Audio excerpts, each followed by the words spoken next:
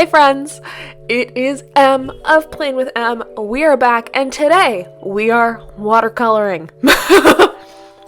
More importantly, we are setting up my bullet journal for July, but we're starting the watercolor process. By process, I mean my journey into learning how to actually watercolor.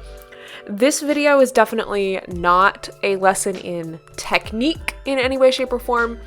I just had this idea as I was walking up the stairs to do the video. I was like, oh, I can paint the sand and then I can paint the water and then it'll make it feel beachy and you'll understand why there's shells, that sort of thing. The specific watercolors that I'm using are actually from Archer and Olive. I bought them during the mystery sale. The tan and then the pearlescent blue.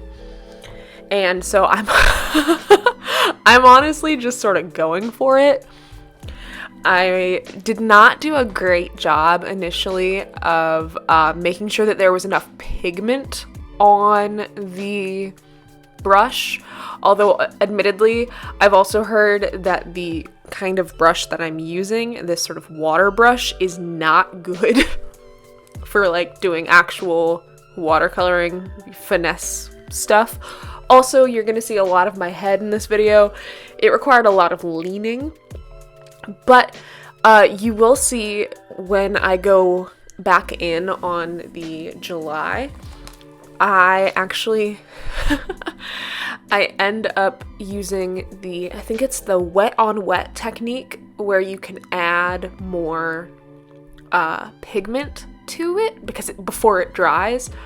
Admittedly, I could have made it dry faster if I'd used a hairdryer or something. And I think I learned a lot during this experience about sort of how my brush control is or isn't. Mostly isn't. And how to sort of put in pigment. So this is sped up about 4 times, but you can see me dropping in little drops of the pigment in the wet and then making sure that it spreads out.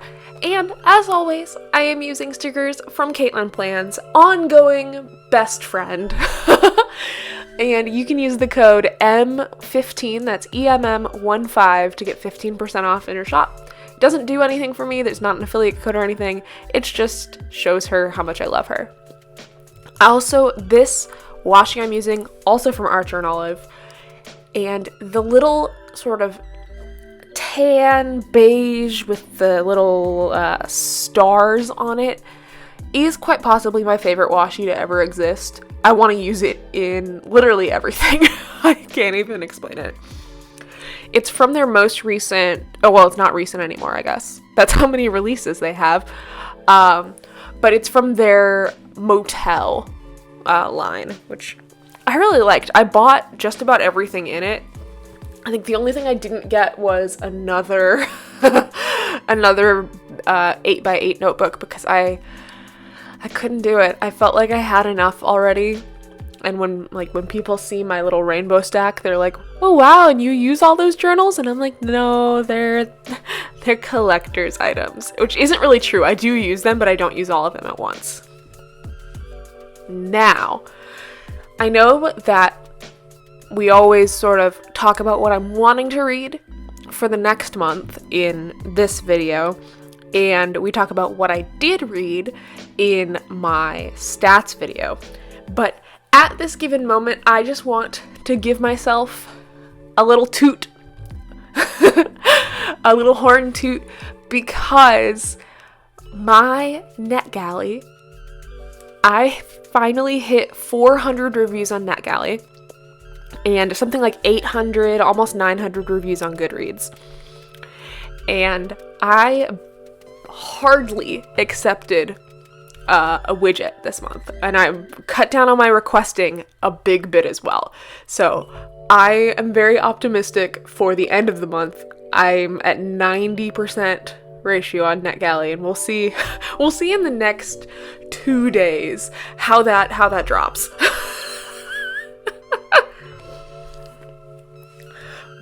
But I am also very excited So July, August, and September are all very big months for publishing. And you'll note that in November there's gonna be like no books. So usually people in November will go back to their backlist. And when I say no books, I mean like I'll have 3 to 5 arcs as opposed to 15 to 20, right? And that's why it's so easy for people to fall behind on NetGalley, because you're like, if you don't read a book a day in some of these months, you have no shot of catching up. Now there's no punishment or anything for being late, right? Or being a slow reader or whatever, because honestly, you're probably enjoying the book more than I am. I'm a skimmer. But it's just, it's just a lot. So sometimes I spend my November getting ahead on arcs so that in January I can, I can catch up on all the books I missed from last year. Which, of course, there are so many books. There will always be more books to read. There will always be books that you wanted to read and never got to, right? But I digress. Something else that I'm tracking this month, because in the last 3 months or so, I got my book purchasing under control. Like, I'm talking 3 books a month, maybe. And usually, almost always, I'm buying books that I either have already read or am, gonna read immediately. And so now we're gonna track book mail. So I do get some book mail from publishers, and I have a spreadsheet as well. God, I love a spreadsheet. To track what I'm requesting versus what I'm getting. Just because I feel like I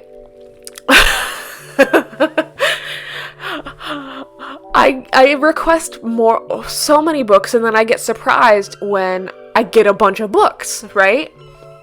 And so being more mindful of what I'm asking for will help me know what I'm in for in terms of receiving. But it's fine. So with the crazy summer book season in mind, my July TBR is predominantly books that are coming out in August and September. One such book is The Long Game by Elena Armas, and the Joyful Chaos Book Club is actually going to be doing a traveling arc of this. And so what that means is that we have a physical bound copy of the book ahead of time, and we mail it from person to person across the United States, and we read it, we annotate it. It's really fun. And I will leave a link in the description for where you can sign up for the newsletter, which is where you would sign up for that traveling arc. Also on the list, The Bone Season, which came out a while ago. I think it was one of Samantha Shannon's first books. And I think she's the one who also wrote Priory of the Orange Tree, which is on my TBR.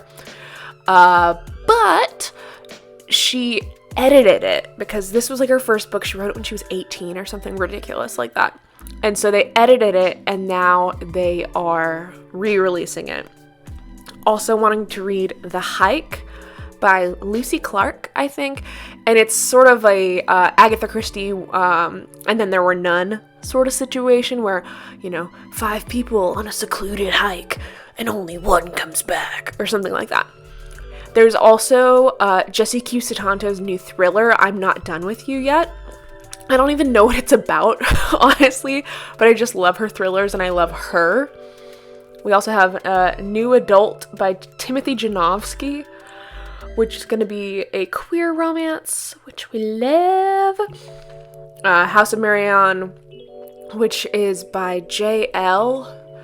Oh my god, I'm going to be reading so many fantasies this month, which means overall that I'll be reading less books because these books are going to be big. They are going to be very big. So I think there's House of Marianne, Bone Season, Midnight Kingdom. Those are 3, and it's June 28th. I'm currently reading the Jasad Heir, and I'm going to be lucky if I finish that before July. But that's kind of what happens, I guess. Like, they want the fantasies out in time for fall, because fall is when you want to read the fantasies, or at least I do. And then I usually read a lot of thrillers in the summer as well. But there's I Feed Him to the Beast and the Beast Is Me, which is sort of a Black Swan-esque YA thriller. There's Fly With Me, which is a queer romance, and we are actually Zooming with Andy, also through Joyful Chaos, in September. So I read the book ahead of time, I take some notes, and I've started doing that so I don't forget what I wanted to ask them during the Zoom. And then finally, just a regular romance with love from Cold World, because I've been really into sort of like romances set at amusement parks. I don't know why. Julia Olivia got me onto this because she wrote an entire series set around that, but I can't put my finger on it. Maybe it was just because I was never allowed to go to Disney World when I was a kid, because like my parents were just not into that idea, which is totally fine. So I romanticized theme parks for so long. Is that a thing? Does anyone else have that thing?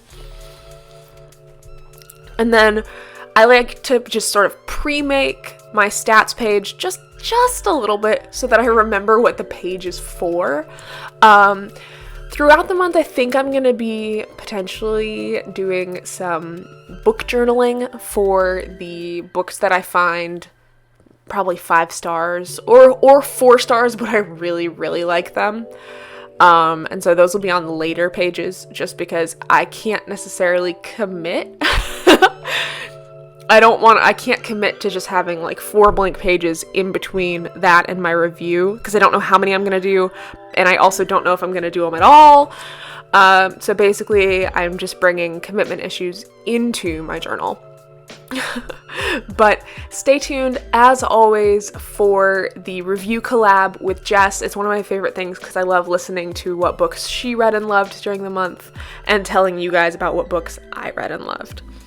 But we are wrapping up. We're going to flip through this thing. Let me know what you're wanting to read in July, as well as any other fun things you want me to see me try out in my bullet journal. And as always, happy planning.